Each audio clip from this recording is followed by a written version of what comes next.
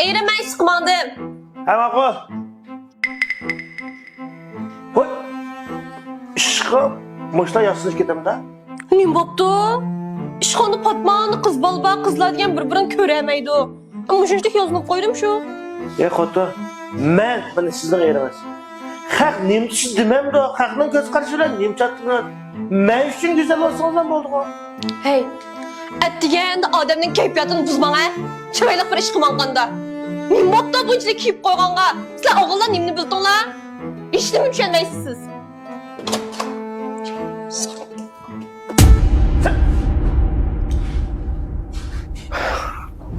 Ne oldu adaş? Nem bo'pti madash? Atdigan xotin bilan urushib. Atda girim qo'yibdi qara. Nega borishim xizmatga de. İşligil vaqan ekan, ishlagandek bunda bo'lsa, nima ish qildi go'zallikni beslash kelolmagan ekan. Ha, adaş kızık gelsin. Ya şu an küllaydigan men adash. Ayalın yaxşı gören adaş. Yaxshi ko'rdi.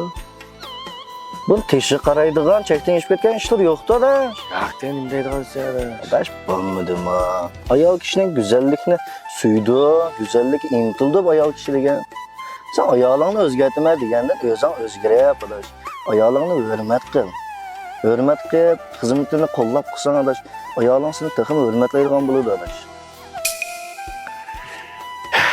Degan qo'y, to'g'ri. Bek shaxsiyatchilik bo'lib ketdi o'xshaydi. Hiç tanımaydı adaş, özgert olsa oldu. Dur adaş, top tepemiz. Yo'q, top deb. Mağlı kardeş.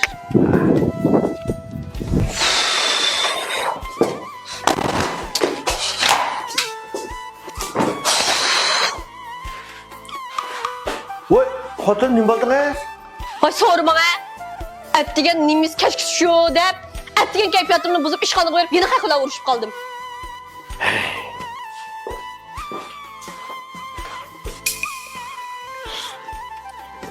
Xotin. Xapamanga bo'ldi. Demişim men degan ishtik qilibdimi? Shuningga siz kechirim yuzidan man oldim qara. Nima? Nima?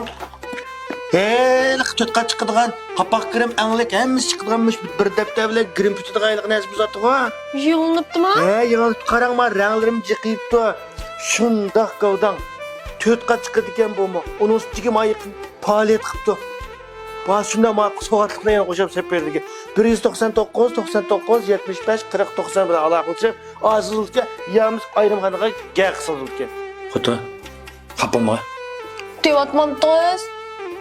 Siz güzel bulup kim chiroyli ko'rinatdingiz deb, amdo'g'ancha o'zing chiroyli bo'lgan narsani ep beribsiz-ku menga. Xudo. Oldida shaxsiyatchilik qilib qopti majini. Demisem o, sizlar bizni to'g'ri tushunganga o'xshash, erlarimiz sizlarni to'g'ri tushishimiz kerak ekan-da. Bunda o'ylab baqsam, siz ya bir talaga yalang'och ketmadingiz qara. Normal bo'lsa, chekin oshirib etmisiniz. Mana sodiq bo'lgan asosda o'zingizni go'zal qilsangiz, mening yuzimni ko'tarib qolib emasmi? Bilsangiz bo'ldi. Her nefesini sen bilen alsam, söygü birip söygünge kansam.